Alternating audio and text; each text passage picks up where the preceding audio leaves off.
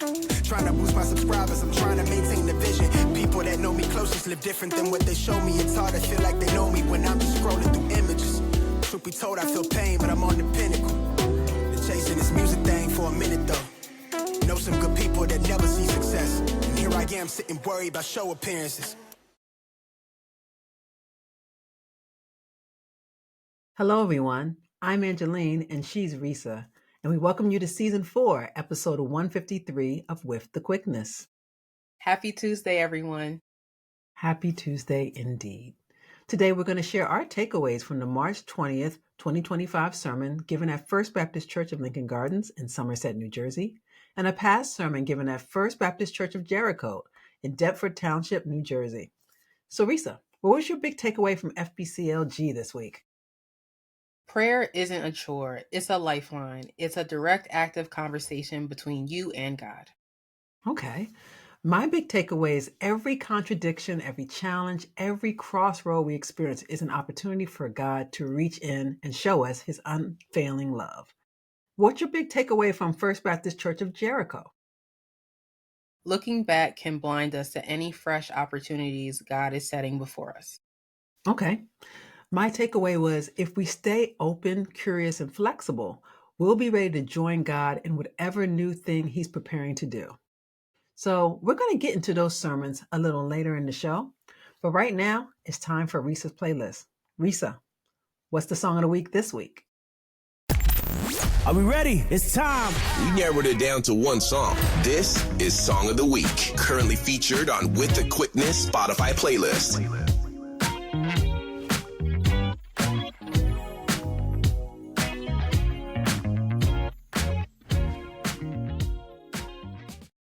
So the song of the week this week is by Brandon Lake featuring Jelly Roll called Hard Fought Hallelujah. This song signifies a praise or hallelujah that comes after a significant struggle, battle, or hardship. It emphasizes the joy and gratitude experienced after enduring difficult times and finding a way to persevere and praise God. The phrase highlights the resilience and the enduring strength of faith, even in the face of adversity. So, of course, Brandon Lake's name does sound familiar, and that's because he used to be a part of Maverick City. Just a little background about Brandon. Brandon is a worship singer, songwriter, guitarist, and worship pastor. He serves as a worship pastor and writes songs at Seacoast Church in Charleston, South Carolina. And he was a former member of Bethel Music and Maverick City. Brandon began his recording career with a successful crowdfunding campaign to produce an album in 2015, which resulted in the independent release of his debut studio album titled Closer in 2016. So this song, Hard Fought Hallelujah, is actually going to be on his fifth album called King of Hearts, which comes out June 13th of this year. It has been getting a lot of buzz. He has been making the late night circuit run. I believe he was on Jimmy Fallon 2 weeks ago, and then he was on American Idol the other night performing it with Jelly Roll. So the song is getting like a lot of buzz. Wow, it sounds like it's been a really well received. So you said the vibe of this song, what is it more like? Like what can I kind of expect when I push play? So this song is a country rock song. So I do hear like a lot of grit. Like this would be, if I was writing a movie, this song would be playing when the main character is like, trying to overcome something. I would put this song in that little like scene sequence. Wow. So I know I'm really looking forward to hearing it now. And it's going to be on the With the Quickness Spotify playlist, right? The mega mix and the one for season 4, right? Absolutely. Well, I'm looking forward to it. I liked him so much. And when there's a song that I play ad nauseum, it's called Kurt Franklin is in it. He's in it. Maverick City, and it deals with I think it's called Jealous. And I love that song because at the end he's the one that says "Welcome, welcome to the party" at the end of the song. That's him, right? I believe so. Yeah, he's really brilliant. But you said he's not with Maverick City anymore. Well, yeah, because he's doing like his own thing. So Maverick City is basically this collective of artists. So it has him, it has Naomi Rain, it has Chandler Moore. Even at one point, Kiera Sheard was like featured and did music with them. But when they're doing their own thing, they're not actively being a part of Maverick City. I get it. It's not like they say, I don't want to be a part of it anymore. It's more like saying, Right. I'm part of this collective and I'll Right. give my voice to any project they want, but I'm also my own entity over here, Right. doing my own Right. thing. Got it. Well, thanks for explaining that, Risa. And thank you so much for selecting a great song of the week. Is there a video out or just that American Idol snippet that some live stuff is on YouTube right now about it? I haven't checked to see if there is a music video. I've just been seeing the live performances, but I'm pretty sure there probably is a live video on his YouTube channel. And it's been out for a while now, right? A little bit? Yeah, it's been out, I want to say, for about a couple weeks now, like close to a month. So the video could be coming. It could be coming, or it could have launched the same time it launched. Just got to look out for it. So if it's available, we'll definitely put it on our website. Thanks so much, Reese, for sharing the song of the week. You're welcome. Now let's go on to the bulk of our show. Let's go over the Sunday service at First Baptist Church of Lincoln Gardens in Somerset, New Jersey. It was Resurrection Sunday, Risa, so you know. Praise and worship, dance, art, music ministries, they were all in full effect, ready to show us, how to praise the Lord of Lords, the King of Kings. What did you think this week? This week's Easter service was really good. I was very pleased by it. I loved the music. I loved the dancing. I loved the different information that we got about our church and the things that they're working on. So I really enjoyed the service. Yeah, and those little girls were dancing their little tails off. I mean, they were like, they had their hair. You could tell their mothers made sure their hair was done perfectly to withhold all the turning and twirling of the flags and all the, moving of their arms and their heads to praise and worship. And every one of them looked like little doll babies. They were just so absolutely beautiful, right? Yeah, like it kind of like reminded me when I was a kid and how like we would go to church, but before church, like the whole night before, like we're getting ready for church and making sure our hair is like curled and like, what was it? It was like those little I don't want to say styrofoam, but they had like they were rollers, but they weren't pink rollers. Yep. Yeah, they were like the soft spongy rollers. So I remember that and setting up for church night before. They even had the mimes performing. And I know that throws some people off because, we in the Black community, a lot of people worry about, blackface when white people do that. So is it bad that we're doing mimes? That's not the same thing, boys and girls. Doing the mimes, I mean, that goes back almost to ancient times, I believe, where they would actually make their faces lighter in order for your expressions to be shown in an exaggerated format that could be seen from far away. It wasn't to make fun of any particular race. It was more to show different emotions on your face. Like if you had an exaggerated sad face that was painted on a little bit in a way, or you could make your face be sadder, in an exaggerated way, the makeup would help it project better to those that were far off in the rafters, What did you think when you first saw mimes? Did you kind of understand that it could definitely be a ministry for the Lord to show expression and emotion in that way? I honestly felt like it could, only because when I see a mime, I think of, because there was a cartoon when I was younger about this girl. Her name was, I think it was Madeline or Madeline, something like that. It was Madeline, and she was like this girl who lived in Paris. I think it was like this all girls school, but there would always be this mime that would come by the school, and he would wear all black. But his face would be painted white, so like when he would do expressions, like the kids would know exactly what it is because they could focus on their face. So I don't see why it couldn't be used in church. Like they use it all over the world, so why not? Yeah, I mean, I love the fact that there was so many different parts. I love that the choir. I think we had the big mass choir, the musicians. Most people are expecting a play.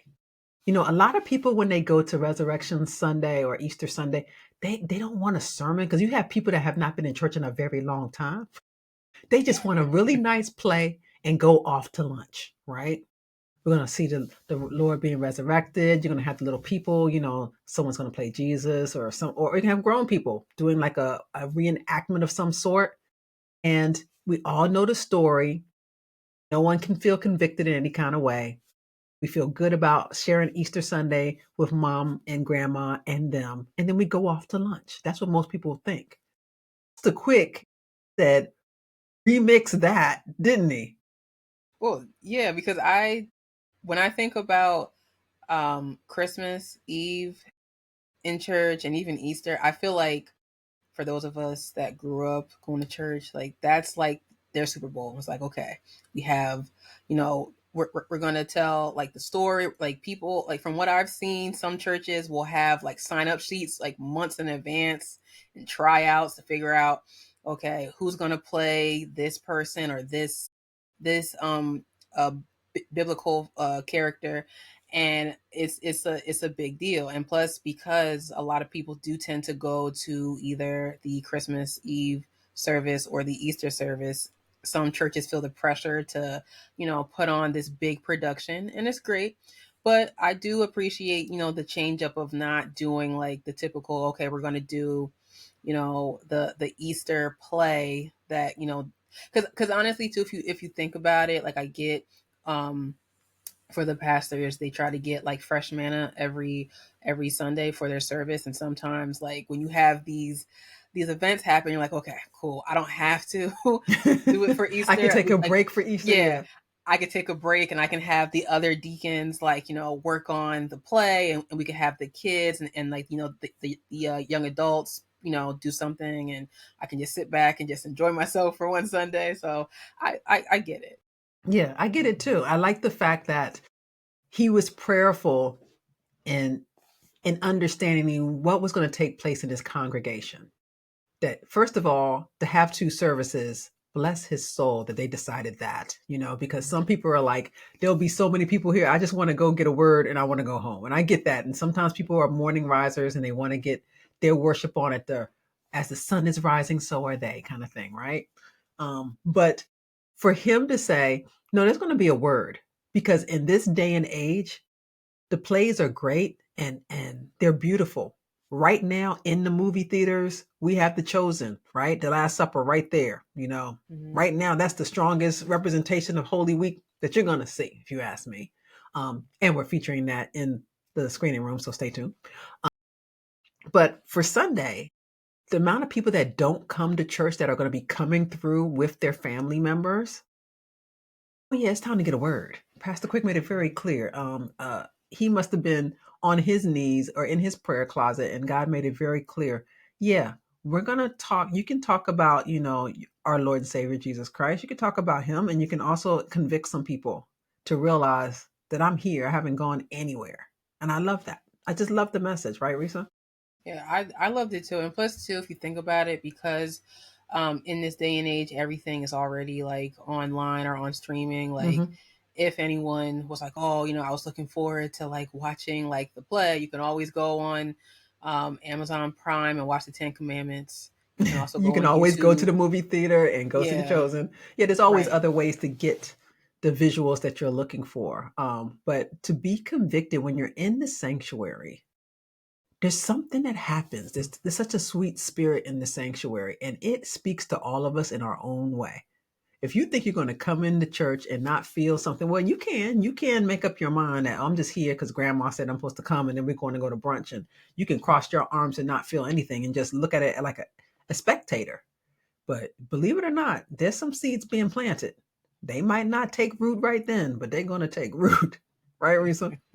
Yeah, like I have a couple of friends that were telling me when they were growing up, like they had to go to church every Sunday. Like it was not up for debate.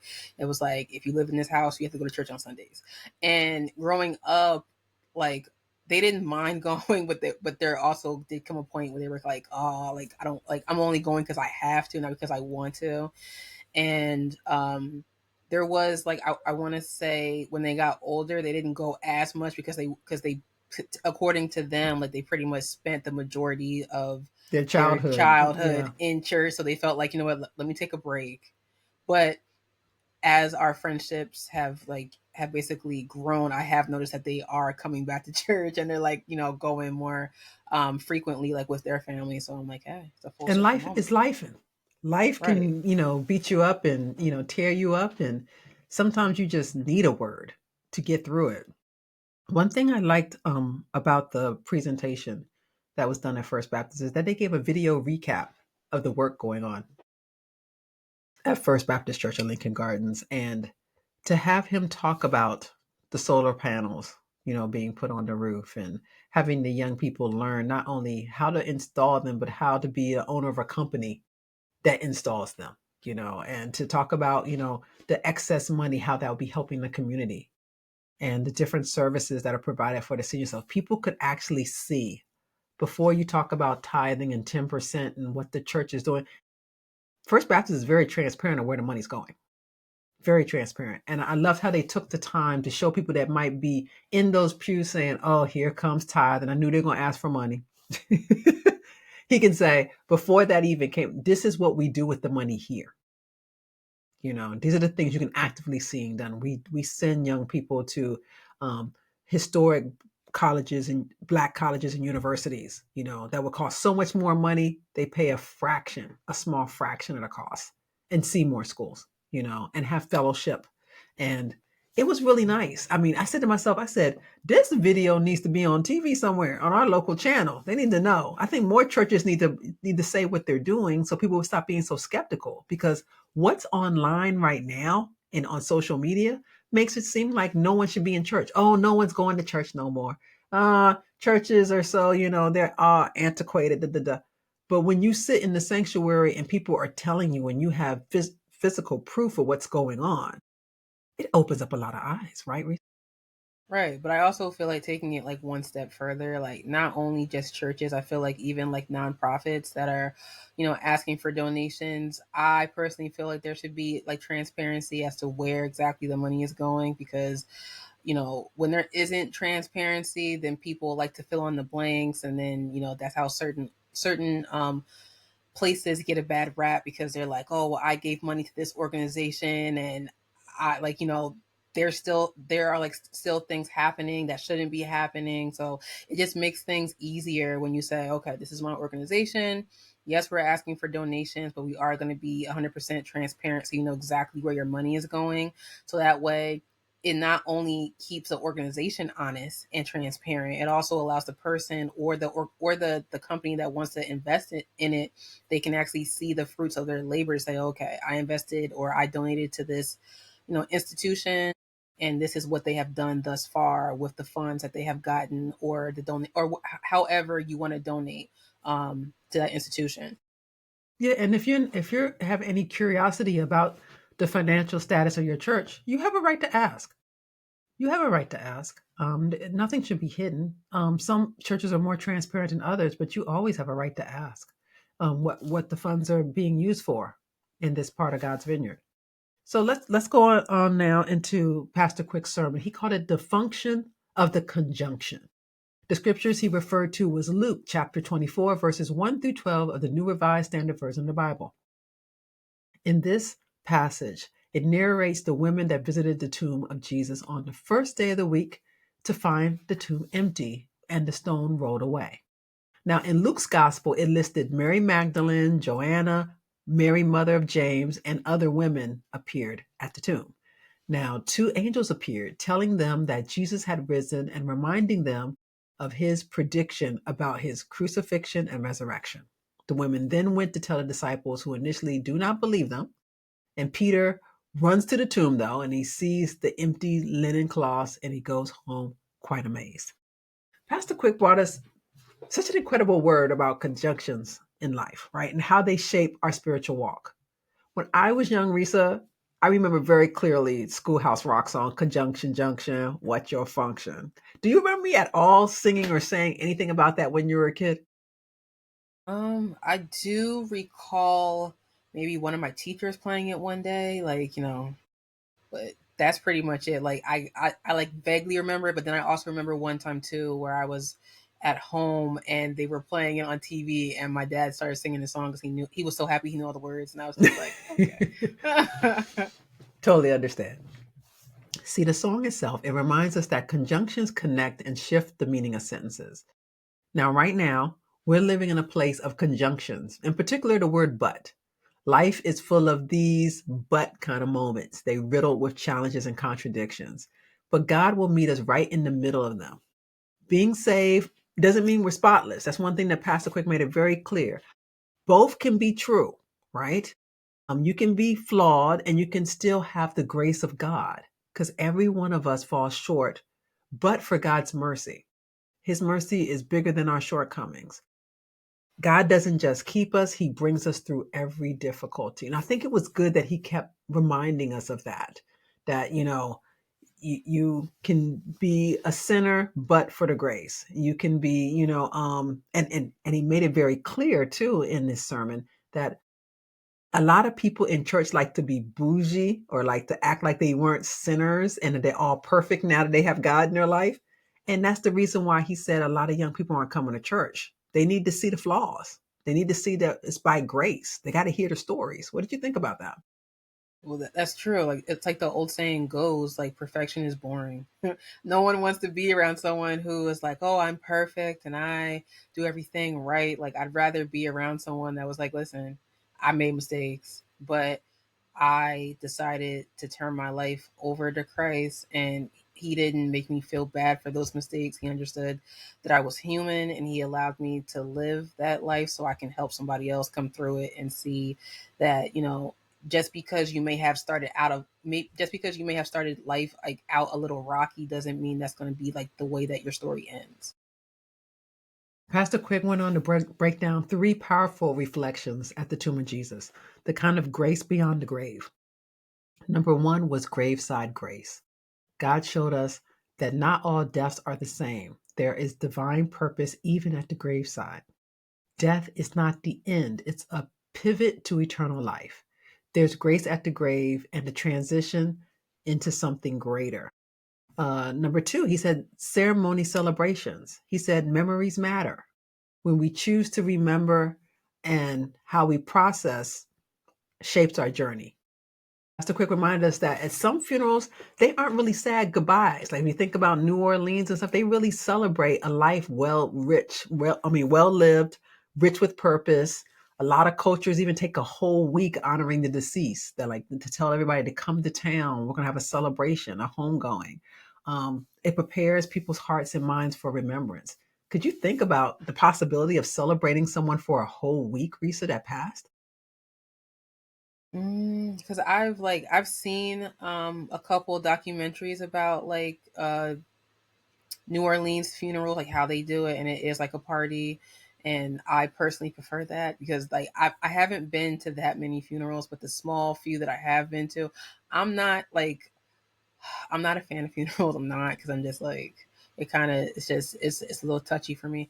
But I think instead of like to actually celebrate someone and to focus on like all the great things about the person to me would be more beneficial versus the latter of we wear all black, everybody's crying, people are screaming and wailing like that. I'm like that's a little Yeah, much I for can me. understand that. I know for me personally, it's like the wailing, the wearing black, that is a part of the ritual of funerals. To me, it wouldn't be a saying a goodbye or ritual unless we had some of that, unless you had a preacher, unless you had some singers or some songs said, unless you had some people wearing black being tearful or being saddened by a person's departure. I think that's part of it, but you're right. To have the celebration would be a wonderful way to close the chapter. So it wouldn't just be feeling like this gaping wound hole that you have in your heart. You know how some jobs give us bereavement leave and you get like 3 days or something like that, something small. I think they should give everybody 7 days. Give them a week. Whether they're Yeah. going to go be in New Orleans and do a long celebration like that, or they're just going to be with their own family and friends. I think you have to have more days to go through the range of motions. And I'm not expecting a person to go through all the range of motions in just 7 days, but it helps start the process of thinking of this person is now no longer a person you can pick up the phone and call and talk to anymore, you know?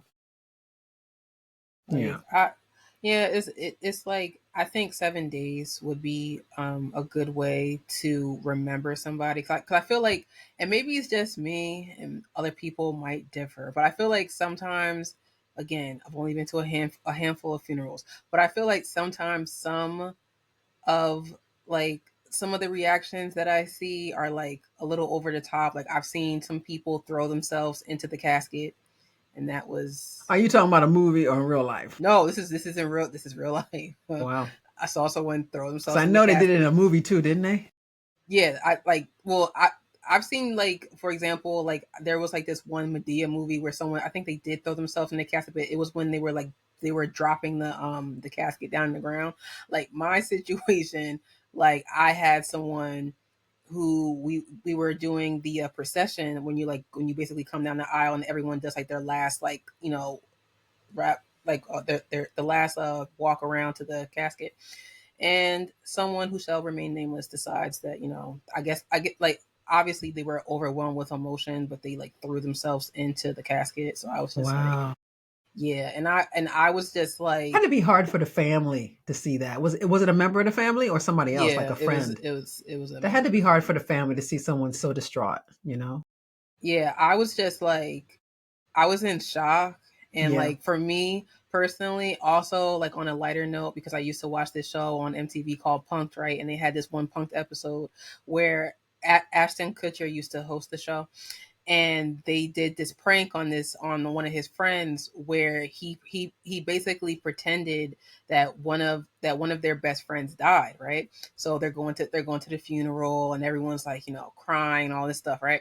And then apparently at one point in the funeral, like the dead friend, quote unquote, like starts moving in the casket, and like the guy's like freaking out. And he's like, "Do you guys see that? Like he moved." So because of that, even though yes, it was a show, it was a prank. I don't like looking at like I don't like open caskets. I get freaked out because I think they're gonna pop up like Michael Jackson Thriller. So I Yeah. just You don't like any kind of corpse kind of, yeah. yeah, I like no. Well, you don't have to worry. I did decide that when I pass, I want a closed casket and I want a nice picture of me posted. Yeah, I don't want people might touch me or try to, some people do kiss yeah, people on the that's what I'm head and stuff. And I'm saying. like, don't do that, Yeah, because And I was then people are always comparing if you look like yourself or not. Nope. Once my family sees me and they close the casket at the funeral home, it doesn't have to be open again.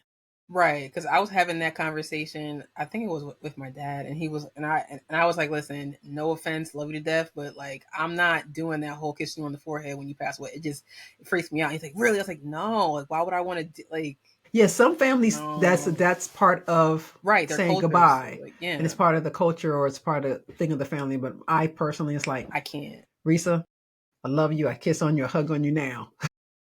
You're gonna have to just be nice, be okay with a lot of pictures in my program and a nice picture beside the coffin. Yeah, That's what I want.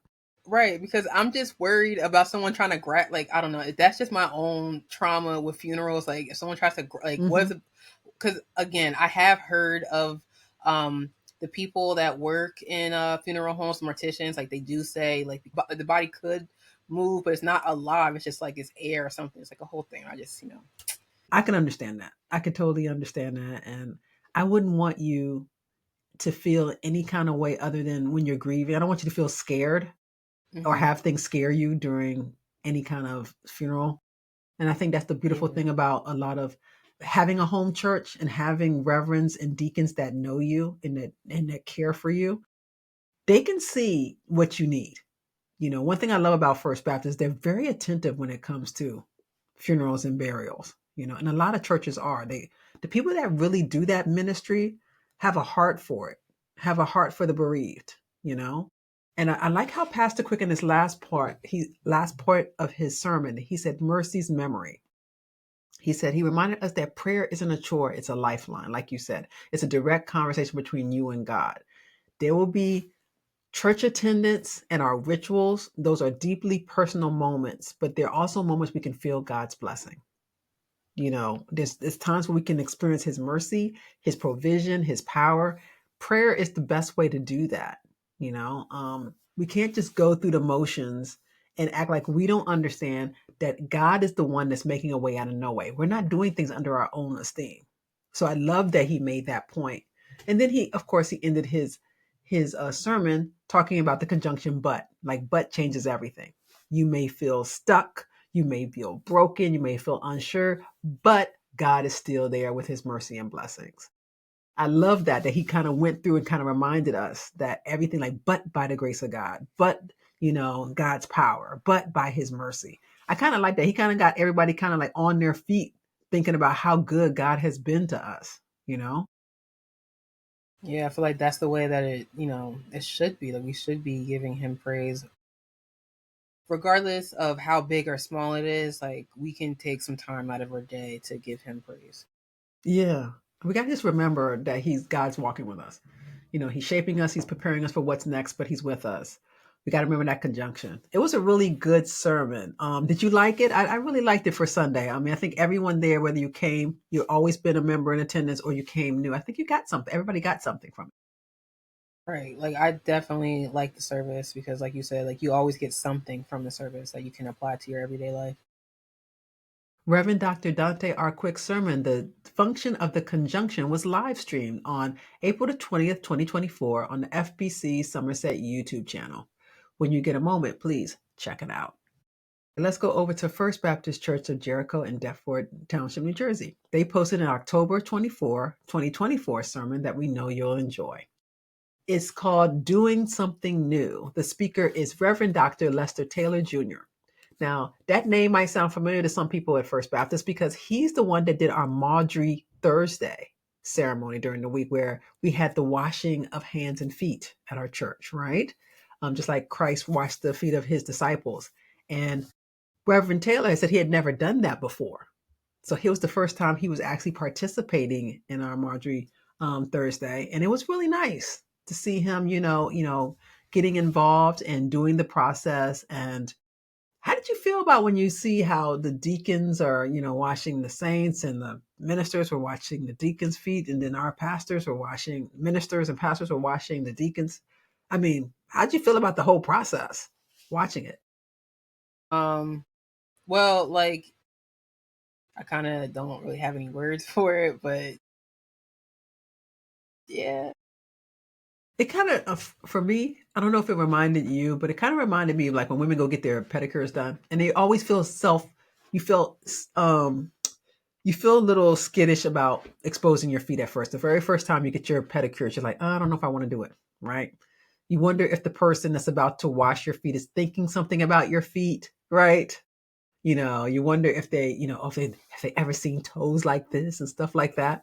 And Pastor Quick was so nice in saying, look, take out your apprehension about your feet. You only have to expose one. And if you don't want to do your feet at all, you can have your hand washed. I like that he gave people a choice of another way to do it. Yeah, I'd probably give my hands before I give my feet because I'm just like, I just personally just feel like for me, like I just rather just do that myself. But you can do my hands though, it's fine. I know when your Nana had her accident, that's one of the things that I did is I definitely, she had dirt and blood under the toenails of her feet and under her fingernails from fighting off the pit bulls that ravaged her for 25 minutes. And for me, it was like, even though she was all bandaged up and people were taking care of other parts of her, it was one small thing I can do was to wash the foot that she had, and take the blood and the dirt from underneath her toenails and take the blood from underneath her fingernails, so that when she looked down at her hands, she wouldn't be reminded of what she went through. I think the same thing is kind of involved with the foot washing service. When Christ did it, I mean, they walked everywhere, disciples and him walked everywhere. So they had really dirty feet, right? So to sit down and to actually bathe someone's feet was a big thing, because it wasn't like ours. We have shoes and we have socks on, we're not walking on dirt roads and dusty roads all day long. Most of us are driving cars, So for someone to humble themselves and say, as an act of service for you, I will do this. Now, not too many people can in their life said, oh, I've given someone a pedicure before, or I've washed somebody's foot before, but some of us have. Have you ever done any kind of pedicures or anything like that, either for friends, like you paint each other's toes, or someone was sick or needed you to help them? You ever done anything like that before? I've actually I have like I used to like help my dad with his feet because he is a mechanic and he's on his feet all day. But I would like actually it was like I think it was like maybe like a monthly basis. I would like make sure his toenails were filed and all that stuff, and then I would help my sister every now and again when she knows she needs a pedicure, but she's just like, I just don't have the energy for it, and I'll do it. But it wasn't like an all the time thing. It's like every like once in a blue moon type of thing. But, Yeah, and I don't think there's any shame in saying that. I've done that for my husband before. I've done that for my children when you guys were little. yeah, Uh, and I don't think there's any shame in it. It keeps you humble. It's a humility thing. You know, there's a wonderful CEO of I think it's of a very big company over in China, and he says, "I clean a toilet every morning before I go off to work." This is a big wig that has a lot of people reporting to him. I can't remember his name at the moment, and I apologize because it fails me. But he says, in order to keep my humility and and who I am and what I do, and to realize that in the scope of everything, I am just very small in the scope of the universe. He cleans the toilet every morning because when you get to a certain station of life, some people say, I don't have to do certain things anymore because I make X, Y number of dollars, right? So in order for him to stay centered, he says, no, I will still do that. So to be at a place where, your father needs you, or, your mate wants you to, or someone that's sick, and say, I'll braid your hair. I will, wash your feet. I will clip your toenails because you can't. Things that other people are like, oh, I would never do that unless that's what the people get paid to do. No, sometimes you just do stuff out of the service of your heart. And it was nice to see Reverend Dr. Lester Taylor say, I've never taken part in that, but I want to. And that he did at our church this past during Holy Week. That was really nice. Right, Risa? yeah, it is really nice to actually like do that and offer that to other people. Yeah. Now, let's go on to the actual sermon that was given by Reverend Taylor. It was given during I think it was Men's Day last year in October. His scripture he referred to was Isaiah 43, verses 18 through 21. I'm not sure what version of the Bible he had, but it might have been on the NIV, New International Version of the Bible. This passage is about God's promise to new beginnings and his unwavering commitment to his people. This passage encourages all of us to remember to never forget our trials and look forward to a fresh, prosperous future guided by God's grace and power. Reverend Taylor spoke about how Isaiah 43, how it's a timeless reminder of God's work in our lives. He wanted us to take a moment and ask ourselves, are we stuck looking back at the old things that God did in our old routines and our old ways of thinking? If we are, we need to stop and start looking forward. How many of us have always been like, well, in the past, God did this, this, and this, and now that things are getting shaky in 2025, we kind of forgot all the old blessings and we just want the Lord to do what he's going to do. And we're getting frustrated, wondering why he's not coming quick enough. Ever see how people are getting that feeling, Risa, in this kind of society right now? Well, yeah, like a lot of people are like, wanting God to basically make a whole bunch of miracles happen. But like the old saying goes, he may not come through when you want him to, but he does come through on time. So That is so true. Well, Pastor Taylor said, we got to remember, like he said in Isaiah very clearly, behold, I'm doing something new. Here's some takeaways from his sermon. One, he said, stop holding on to the past. God doesn't want us to cling to what used to be. Now, whether it's our traditions in the past, our habits, or even our past success, we have to let them go enough so that we're not blinded to new opportunities that are coming into our lives now. He said, God is setting wonderful things in front of us. And oftentimes, a lot of churches get trapped into everything and get comfortable with how they used to do things, that it's so hard to move into a new chapter or a new season in a church. I think we've seen that a lot in some churches. It's like they've done what they've always done. And so if somebody brings along a new idea or a new thing, they kind of reject it off bat just because it's not the norm. Right? Whether it's like, let's say, new technology, whether it's someone wants a certain new ministry. Like some churches don't have a mental health ministry. But do we need mental health right now? We really do, you know? Right. Like I feel like, humans in general, we're just, creatures of habit. Mm-hmm. So a lot of people, me sometimes, like I get used to like a certain like way of doing things. So sometimes if something new was presented, depending Mm-hmm. on depending on what it is, like I might show a little bit of resistance. But if it's like technology driven, I'm all about it. But if it's just like, if it's other things, I might be a little hesitant, but I'll give it a try. Yeah. I think all of us are that way. Like when he said traditions, my first thought was, I thought back to Christmas when my husband, we wanted the Christmas tree in a new place. And I'm saying, we always put the tree here because, Right. But would it hurt to put it somewhere different? No. But my mind says, our house looks better where it's always been, And you know what, too? Like, speaking of holidays, like, because I've heard, like, other people say this, too. Mm-hmm. When, like, okay, if I know on certain holidays I'm going to have certain, like, meals and all that stuff, that's fine.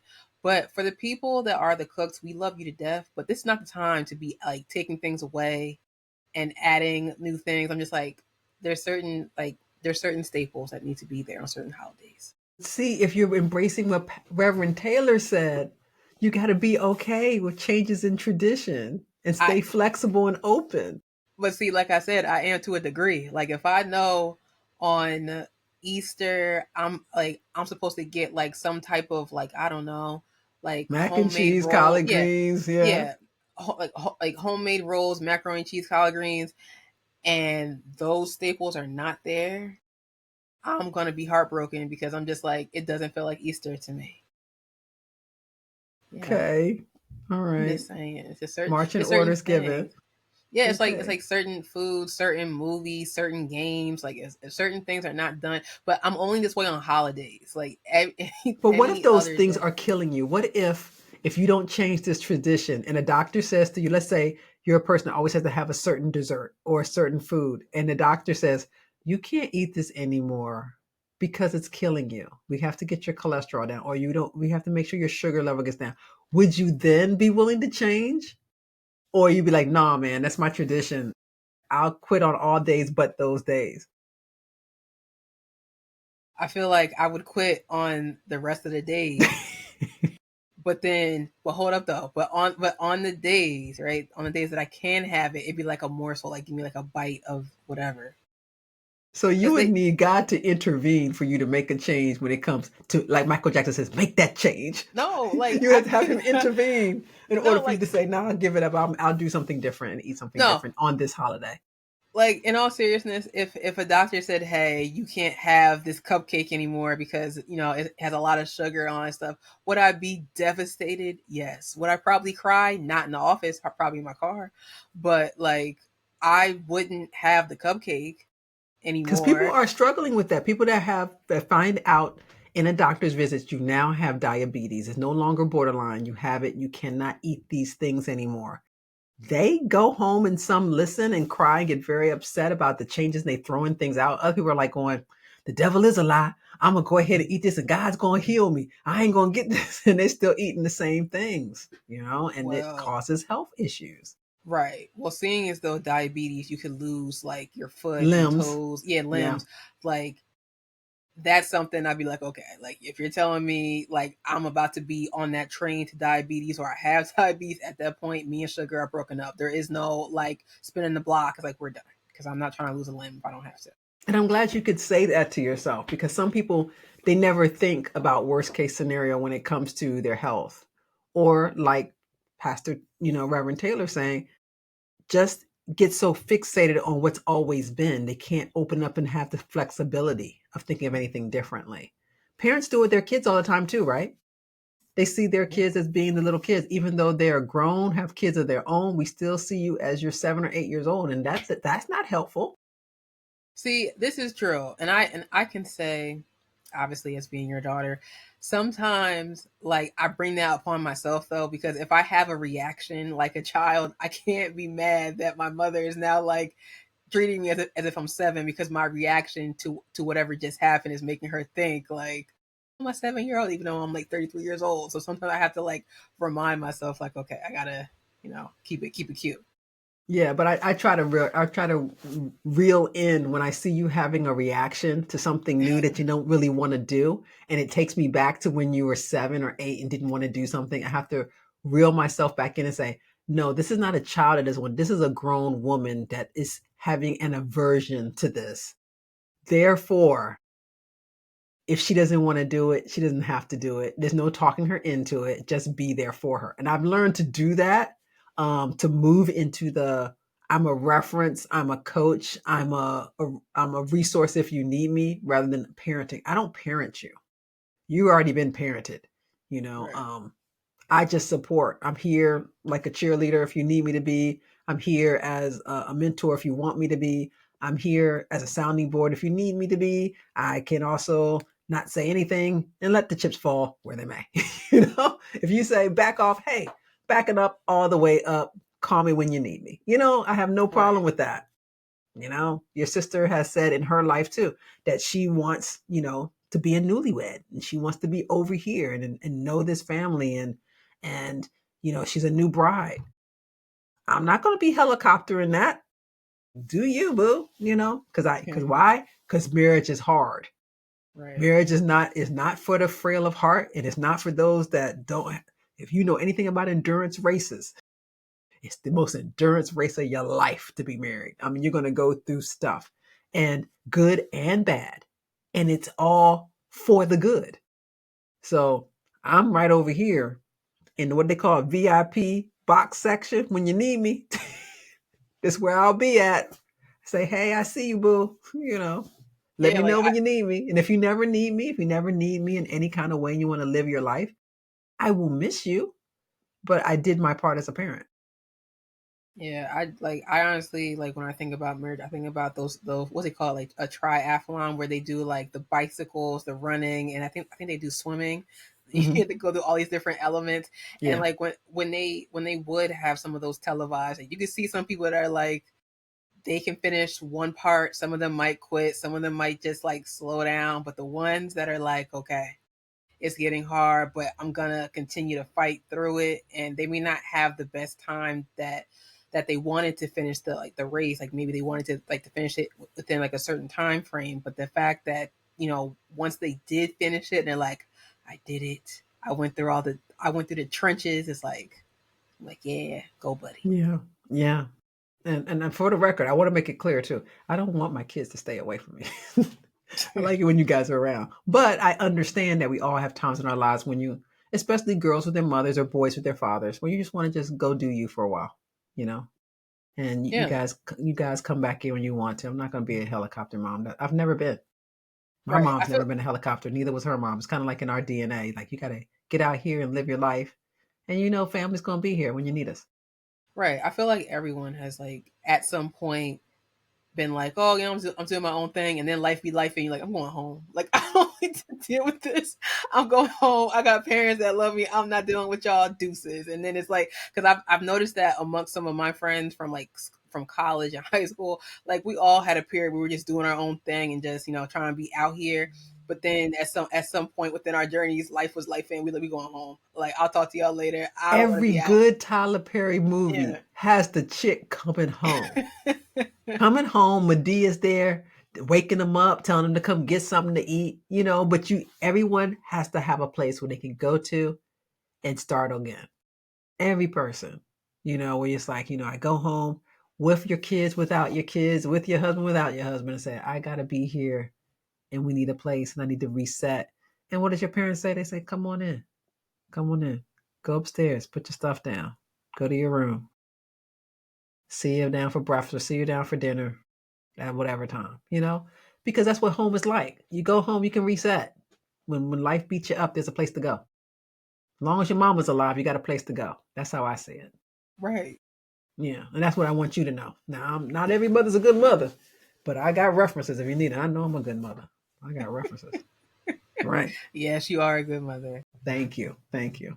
Doesn't mean that I don't bump heads with my kids. I do bump heads. Women bump heads with their daughters and guys bump heads with their sons, but somehow we all get through it. Those that don't bump heads, though, those kids have a lot of empathy. They really see their parents as being people that aren't perfect and that make mistakes, and they try to see things from both sides. God bless those children, because it's not easy. Yeah, I was gonna say, You're one of those kids. You actually can see both sides. You were able to talk to adults in the community, adult parents. Yeah, I've been told throughout my life that like I'm pretty much I'm an old soul, as they say. So I've been able to talk to people that are like 20 years older than me, and we can somehow like form a connection. And But it doesn't mean you want to be with somebody 20 years older. No. You want somebody your age bracket. So I'm anybody talking about listening, friends, that's listening that's interested, getting in your DMs, they gotta be close to your age. Gotcha. Yeah, no, I don't like. No offense to anyone, like nothing personal. It's like I don't mind being somebody's friend, but that's it. What was I lost my train of thought. But yeah, like I've like met people from different throughout my life in different ages, and I'm able to connect. But a lot of them have said that I'm pretty much like an old soul, and it's like it's only because I like to listen and I like to understand like why people do what they do, not on like some type of like not in a way to view someone like a experiment, but to try to understand the human aspect of a person. Because I know, at least for myself, like now at 33, why I do certain things that I do. I took the time to actually figure that out. But I've always been that way growing up, like trying to figure out like, oh, this person, we have things in common, and then trying to understand like their view on life. And what I've also learned too, which has saved me a lot, is when I meet different people and I learn about their life, I actually avoid certain pitfalls because they tell me some of their trials and tribulations. So then like when those things pop up in my life, which I think to me is like the blueprint / cheat code of life, when those type of scenarios pop up, I'll be like, oh yeah, so and so told me this happened to them, let me not do X, Y, and Z, or let me do something different so I don't have an outcome that they had, or I can avoid certain type of things. Yeah, not all children are the same though. Parents understand there are some children you can say the stove is hot and they will believe you. They will see you turn it on and the flame come on, and they will see that things cook on it, and they can see the smoke, and they go, yeah, I believe mom, stove is hot. And other kids, they can see that same stove that you said was hot and the flame and the steam, and they'll be like, I don't know, let me touch it. But wait, you know what? I also think too, 'cause I know growing up we had like our whole teen drama. At least for anyone that was born in like the 80s, 90s, and the early 2000s, like we had our teen drama. So like for your generation, you had Mine was 90210. 210, yeah, and like Melrose Place. For Yep, mine, and Different World and Cosby. yeah, that was world, us. right? And then for me, we had like One Tree Hill, we had Degrassi. So like we some had friends people, too. Sorry, we had friends in my generation. Yeah, and you had Friends and Living Single. Yep. Some people within my generation, I can speak for that because I'm a millennial, like to think, okay, because because on TV I saw this, or we also had a lot of like reality TV shows. You had Like Dawson's Creek, you had Buffy. We had Dawson's Creek, Buffy, The Real World, The Hills. So we had I had The Real World too. It was on for a while. Yeah, so we had all this different, like all these different avenues of drama, and some people like to have that in their life. Now, growing up in middle school and high school, I was that friend that was like, listen, I just want to be chill with everybody. I don't like the drama. I don't mind hearing it, but I didn't want to be a part of it. But some people like to be in the mix. Like if they hear about drama in first period, they're like plotting and trying to figure out by the end of the day how can they get in this drama. I was never that girl. It's like it's not my thing. I rather just watch it and hear it and then go about my business and do something else like productive. Getting back to Pastor Taylor's sermon, he had another point. He said, God moves in ways we don't expect. He said, you can't lock God in a box, meaning you can't expect God to move in the same way he did in your life last time. God's creativity knows no limits, just like his power. I never really thought about that. Like, just because God, made sure you got into the school that you were applying to, doesn't mean that, in the way it happened, it's going to be the exact same way the next miracle, blessing, piece of mercy he gives you is going to be done. You got to really open yourself up to he's without limits. Not like a magician, but that he can surprise you and challenge you. His plan's going to be like ever changing when it comes to you. Well, yeah, like that's like the old saying, like lightning doesn't strike twice. You can't assume to do like the same thing, and you're like, oh, if I do it the same way every single time, I'm gonna get the same results. And it's like you're not though. Yeah. Like there could be different things that come up that could actually alter the outcome of your result, and it doesn't mean you did anything wrong. It's just like you just humanly cannot do the same thing exactly the same every single time and get the same result. Yeah, one of his last points was change comes without our permission. One very powerful moment is when Reverend Taylor reflected on how change happens whether we're ready for it or not. And he shared stories about churches that had to tear down their physical walls or shift tradition for the sake of growth. Like sometimes they had to expand the church, or stop doing something that they've always done in order for the betterment of the church growing in a certain way. Sometimes God transforms us by altering our circumstances or our surroundings. Sometimes that you might have had a couple like 3 roommates in college, and one of them all of a sudden moves out. And then you guys are stuck with, how do we all navigate who has what chores, who does what? Because there was 3 of us. Now there's 2. So you have to change and grow with the new dynamic, because they're not putting another girl in the suite of the dorm suite because it's close to the end of the semester. And you can't keep operating like you had 2 chores, the other roommate had 2 chores, and the girl that left had 2. Something's going to happen to those last 2 chores. They got to get done somehow. Someone's got to take out the trash, and someone's got to, I don't know, vacuum the front room, right? Those things still have to be done. So we have to have growth in that way. I like how he talked about how we have to make sure that we are having enough flexibility for the unexpected, for what God may do, and for just in our life in general. What did you think about that? I agree with what he's saying, because it is true. Like, yeah, I think we have to understand that God, when it comes to our relationships, we got to make room in our life for God to do new things. Whether it's our relationships, our careers, our spiritual walk, we got to stop acting like he's going to move like he's always moved, and just let God be God, and just have enough faith, like Pastor Quick said, just to let him move in with his grace and his power, and not have an expectation on him that we're expecting it to be done a certain way. Like he's not a genie in a box. We don't say prayers like, God, could you please do this in this way for me? And then I know it's you. No. Sometimes you have to say, here's the problem. God, help in any way you see fit, and step back and let him do what he does. Let our deity, our almighty God, do what he does. but see, that goes back to what Pastor Quick had said this past Sunday about the whole sinner's prayer, talking about, God, if you could just, help me not get this speeding ticket, I promise I'll go to church every Sunday. And it's just like, okay. And even Yeah. if he does get you out of that speeding ticket, quote unquote, like, are you really going to go every Sunday? Or are you going to make up another reason as to why you can't go? Or like whatever your prayer is to him, like I only laugh because I've done that before myself. Like, oh, if you help me get a good grade on this test, I promise. And it's just like, Yeah, really. He's like, really? Yeah, You like, said you're gonna go to church. You said that last time. He's probably thinking, right? yeah, it's like you said you were gonna do all this stuff, but you and I both know you didn't study for that test. I'm like, I know I didn't. I'm asking for a miracle. Well, you can view Reverend Dr. Lester Taylor Jr.'s sermon, Doing Something New, on the First Baptist Church of Jericho's YouTube channel. Please, when you get a moment, check it out. Now, let's go on to Dove of the Day. It's time to celebrate an amazing person doing amazing things in this world. This is Dove of the Day.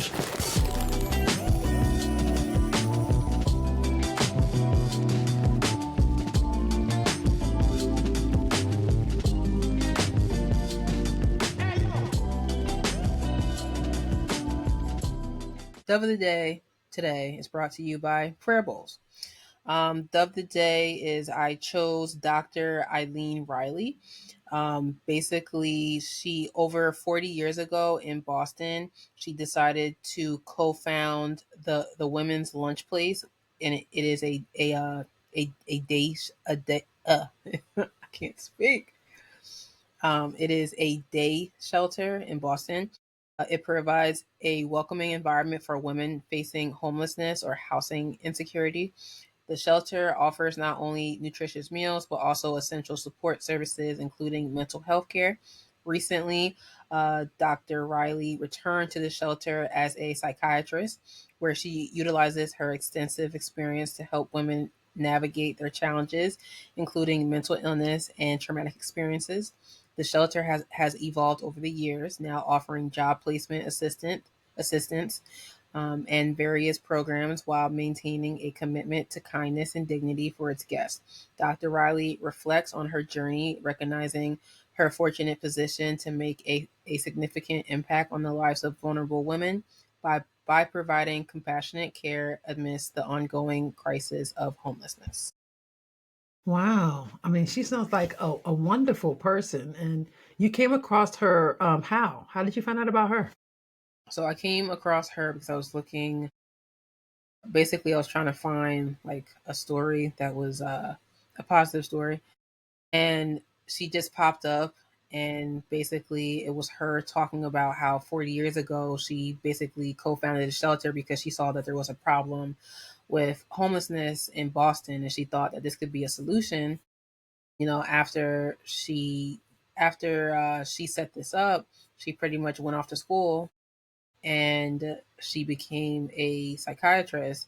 And then she realized that there was still this problem of homelessness because she honestly thought that, by the time that she got her degree and by the time that she, got her job and her own practice, that the same issues that she saw when she was younger would not, like, it basically wouldn't be prevalent today. But the fact that it is today still prevalent, she decided that, what, because most of my clients that she sees like deals with this, she wanted to offer her services and help them. And some of them, unfortunately, like, she's not able to help them in the way that she wants to, but for the most part there are like a good handful that she is able to help and basically help them get back on their feet and give them the tools to deal with their mental health issues. I'm seeing a theme of homelessness between John Bon Jovi and this lady here. That's been kind of like a soft spot for you this month, the month of April, right? Mm-hmm. Yeah. I think it's good work that's happening. And the more work that happens in the area of homelessness, the better our nation will be. And what's beautiful about the story you did is that it shows ordinary, everyday people are trying to find a solution to this. I mean, John Bon Jovi, he's a singer, but he has normal, everyday people working in that restaurant with him. This lady's just, she's not a star. She doesn't, own a film company or anything like that, but she's trying to find a solution to a. Right. Like I think sometimes like some people think, oh, well, I can't do anything, so I don't have the funds to, to basically do whatever it is their idea is that they want to do. But you can always like start out small. Like if there's like an elderly lady that is always walking down your street, and let's just say you live on like a busy street, like you can make it a point, if you want to help them cross the street if they come by at a certain time and they're always carrying groceries or something. Like it doesn't it doesn't have to be this big like grandiose thing, because I have come across like other stories where people want to help but they're not sure how. And even like the feeling of I don't want to fail in helping somebody. I feel like the attempt is never a failure, and it could, even though you may have the vision to do something grandiose or big, like maybe um it could turn into something else that actually makes more sense for your life and could help your community or whomever that you're trying to assist. It makes so much sense. What's her name again? It was Dr. Eileen Reilly. Dr. Reilly is our Dove of the Day. So you can learn more about her on the Dove of the Day tab at www.withthequickness.com. Thank you so much, Risa. You're welcome. Now let's go on to the screening room. It's time for that weekly movie review. In the screening room.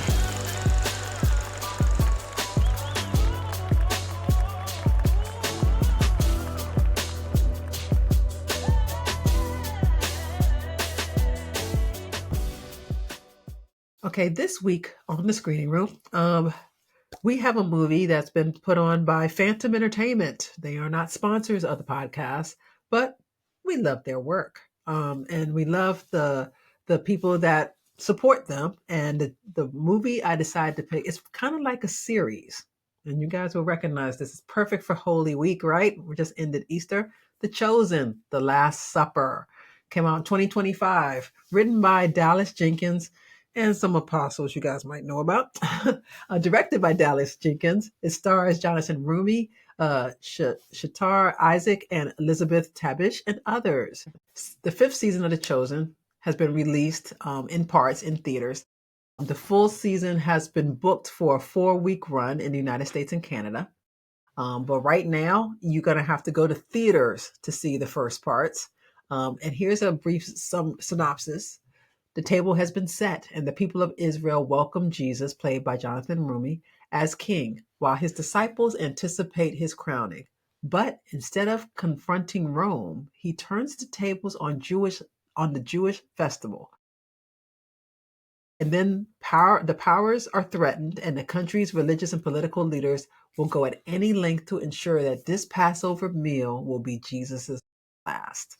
Now, here's the thing about season 5 so far.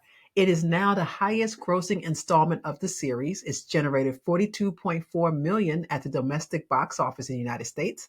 Parts 1 through 3 have a projected U.S. Easter weekend revenue of $2.6 million. That's what they're seeing it coming in as. We wanted to see it, right, Risa? We went to look to see if it's going to be at our local theater, and they were already showing part 3 already. Right. Like, we had every intention of watching it in the theaters, but unfortunately, because of the limited release run, we're going to have to wait until it is on streaming platforms to watch it. Yeah. They started in March. It was too cold to be going out there in March for me. I had other things going on, and, I also, had a really bad bout with the flu, so I wasn't going to go see 1 and 2. But I thought Easter week, at least I could watch one of the, I thought I could watch one part, to give my, to show my support of the franchise. But they were already on part 3 where we live. And I was like, I don't want to watch it out of sequence, See, this is the thing with movie theaters, and I love them. I do. And because I used to go all the time prior to the pandemic, right? Prior to everything being on streaming services.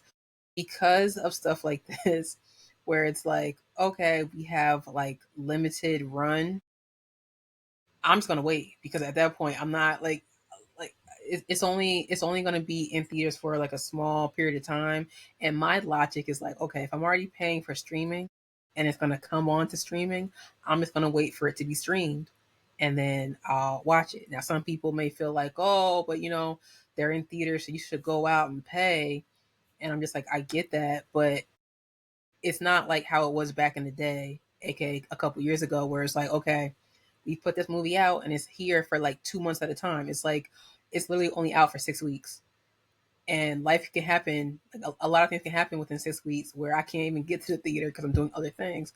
So at that point, I'm just like, not a big deal. It's been great to have a new tradition, though, to watch that during Holy Week, Well, yeah. Like, I wish, honestly, how I wish it would have been done is like, I wish they would have just released it like both in theaters and on streaming. So for the people that, that were able to go to the theaters, they can go. For the people that, just couldn't go, they could watch it in the comfort of their own home. But again, I don't work in the theater industry. I just watch the content. So I don't. Yeah. I think they tried that in the past, having some films be on both ways, and they actually thought it was a loss of money.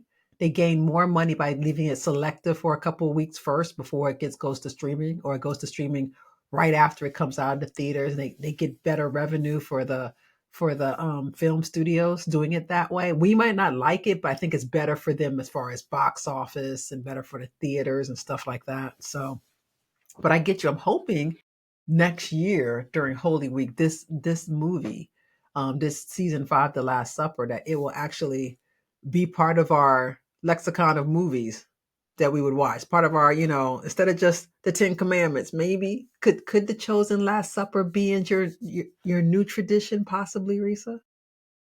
It could possibly, like, leading up to Easter, that could be like I watch like an episode each day, like, something like that. Because And it's then, part of like, Holy Week. It's showing Holy Week. right, and then have like the grand finale be the 10 Commandments all in one sitting, where I still fall asleep at the burning bush. But yeah, that could be. See, I thought you were going to watch it more in order, like watch Moses first and then do the Last Supper during Holy Week. That's what I thought you were going to do leading up to Easter. Oh, you know what? I didn't think about it like that. Chronological, like that. you know? Yeah, I do it that way. But then wouldn't I have to start like the week before then? 'Cause that's a lot of episodes. Kind of. Yeah. Or the order weekend before. Yeah, weekend before I could probably start. Yeah. And it'll help me, keep on keeping on, because that start that on Ash fast, Wednesday or something and do the burning bush and stuff. I don't know, maybe.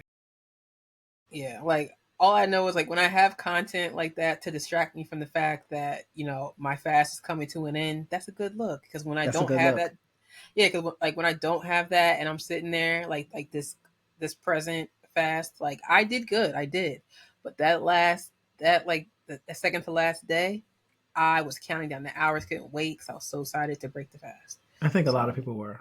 Well, the themes of The Chosen, The Last Supper, the nature of true love, sacrifice, forgiveness, reconciliation, the challenge of faith, and doubting an adversary. You can watch The Chosen Last Supper, like we said, in theaters, but it will also be available on the Chosen app after it's finished in the theaters. So stay tuned, and we'll try our best to announce when it's now moved to the app, at that future time. You can watch a trailer for The Chosen, The Last Supper at www.withthequickness.com. Now, let's move over to one of my favorite parts of the show, the final segment, Before the Bema Seat. Come before the Bema seat. Come before the Bema seat. Where life's journeys meet. Every week, testimony of the one who brings hope and victory. With joy and reverence, we will sing our praises to the King of Kings, the Bema seat. Come before the Bema seat, the Bema seat. Come before the Bema seat.